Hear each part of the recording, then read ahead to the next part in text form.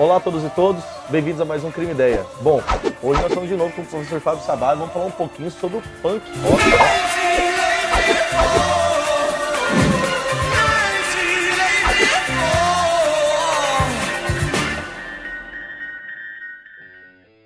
E aí, Sabá, como é que a gente pode conceituar o punk? O que o punk tem de contribuição? O que é o punk?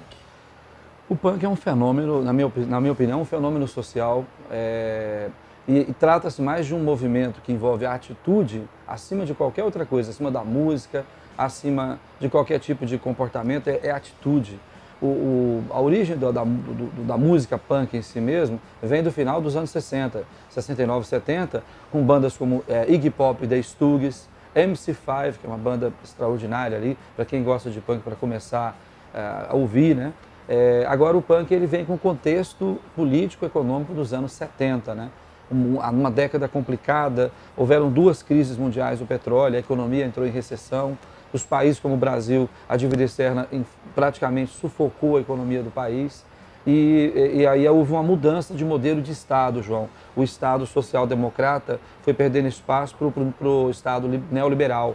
Com a introdução do neoliberalismo, especialmente na Inglaterra, por ocasião da Margaret Thatcher, nos Estados Unidos, Ronald Reagan, a Dama de Ferro, houve uma mudança do modelo de Estado e vai afetar em cheio a classe média, porque a Seguridade Social é cortada, o desemprego cresce em número alarmante, a perda do seguro-desemprego também, e vai atingir os filhos da classe média, os jovens que terminavam a faculdade, terminavam a universidade e não tinha trabalho.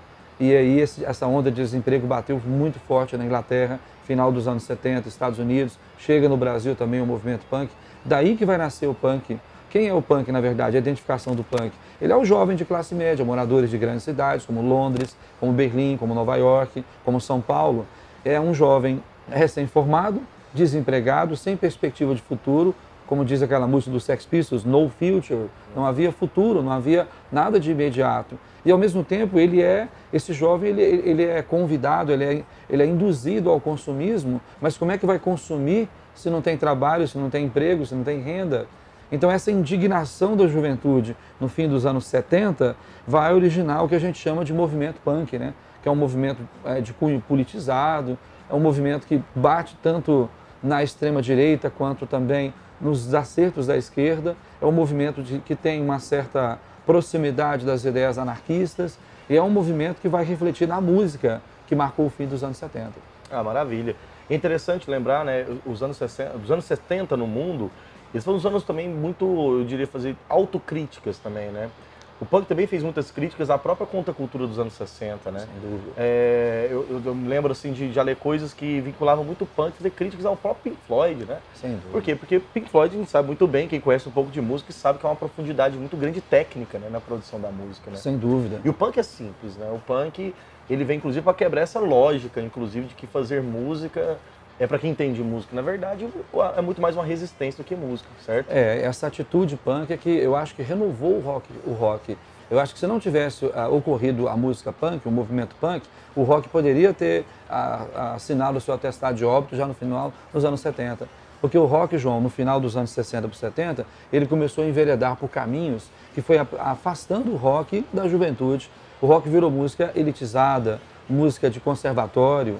Aí surge uma tendência do rock chamado progressivo, onde a banda os caras tinham que estudar música, fazer faculdade, formar para montar uma banda de rock, sendo que a hora que você termina a faculdade você já virou adulto, já perdeu aquela energia da juventude. Então, potencialidade de ser jovem. Exato, aquela preocupação de que tem que ser um grande guitarrista, um grande baterista, um grande baixista, quando na verdade o rock nasceu diferente de tudo isso. O rock nasce nos anos 50 com 2, 3 acordes básicos, 1, 2, 3 e vamos lá. Então o punk vai resgatar essa raiz do rock dos anos 50, por isso que eu gosto muito do chamado rockabilly, porque o rockabilly veio retomar alguns elementos do rock dos anos 50, mas só com uma roupagem politizada, uma roupagem que tem um estofo político muito importante, a crítica social ao desemprego, as mazelas do capitalismo, a decadência dos valores e costumes da sociedade contemporânea no fim dos anos 70, inclusive tem uma pitada de pós-modernidade nessa história também, tem uma pitada ali de desencanto, né, com a ideia de progresso. O punk desconstrói um pouco essa mitologia de que nós estamos caminhando para o progresso, Que progresso é esse, né? Que beneficia apenas alguns e outros não. Então a música punk, ela é original, ela é autêntica, justamente por quê? Porque ela pega essa verve jovem de contestação, de crítica social e dá para essa música uma característica política. O jovem que era envolvido com a música punk, ele se sente inserido na sociedade novamente. É uma reinserção social, só que de uma forma bem, digamos assim, radicalizada, né? No sentido de querer mudanças efetivas. Inclusive na própria indumentária, né? A aparência também ela condiz muito, né?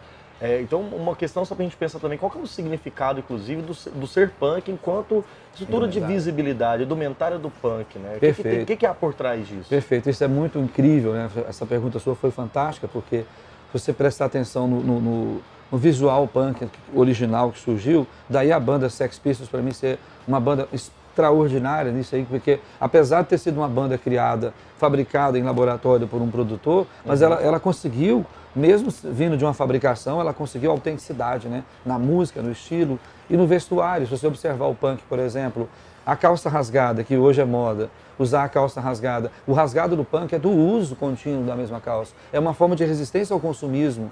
Então eu tenho duas calças, estou usando uma, a outra está lavando. E eu só tenho essas duas, até enquanto elas não acabar eu não vou comprar outra. Era uma maneira de boicotar o consumismo. A cabeça raspada, porque nos anos 60 e começo de 70 era cabeludo. Cabeça raspada, também uma forma de contestação. A identificação com os moicanos estadunidenses também. O piercing, a tatuagem, o brinco, tudo isso. A camiseta com mensagem, foram os punks que criaram isso. Antes do movimento punk não existia essa coisa de camiseta com mensagem, como se fosse uma espécie de porta-voz, né? Nos anos 60 você pega a maneira que a juventude se comunicava, mandando recado, era com cartazes. Nos anos 70 com o punk é com a camiseta. A camiseta ganha espaço no movimento punk, uma camiseta cortada, customizada. Os punks criaram o seu estilo, né? O do it yourself, faça você mesmo, do seu jeito. Então o punk tem muito rico por conta disso também, não só por causa da música.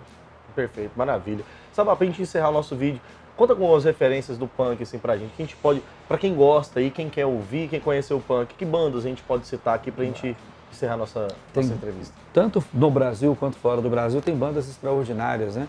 Tem uma, digamos, uma trilogia fundamental que seria Sex Pistols na Inglaterra, o Ramones, o The Ramones, Estados Unidos, o The Clash, que é uma banda mais politizada nesse trio, né? Temos também o Bad Brains, que é uma banda que eu aprecio muito. E minha banda favorita punk é o Dead Kennedys, para mim, uma banda que cuspiu literalmente na cara do sistema, né? Isso fora do país. Olha o título, né? Morte aos Kennedys, né? Morte Kennedy. A morte do John Kennedy é a grande referência para isso. Enquanto chocou grande parte da moralidade, o tiro que Kennedy recebe na cabeça, Dead Kennedys faz uma ironia com o nome Kennedy, usa isso politicamente. Isso é característica do movimento punk, a ironia, o deboche, o sarcasmo, né? Com a sociedade, com os valores da família burguesa. Então, é interessante. A própria crítica ao Pink Floyd, como você falou, João, o Sex Pistols tinha uma camiseta, eu odeio o Pink Floyd. Não é que eles odeiam o Pink Floyd, eles odeiam o que o Pink Floyd representava naquele contexto. Que era uma banda elitizada, uma banda de filhinho de papai, de Mauricinho, ou então aquele rock progressivo, que é aquela coisa que fala de castelos, princesas, arco-íris, enquanto o mundo está pegando fogo, enquanto a sociedade está se pegando nas ruas por desemprego e violência, e o cara falando de arco-íris, de castelo, de dragão, de princesa encantada. Então o punk bate duro no progressivo, e o Pink Floyd era o símbolo maior do progressivo naquele momento. Apesar de ser uma banda que tem várias nuances, né?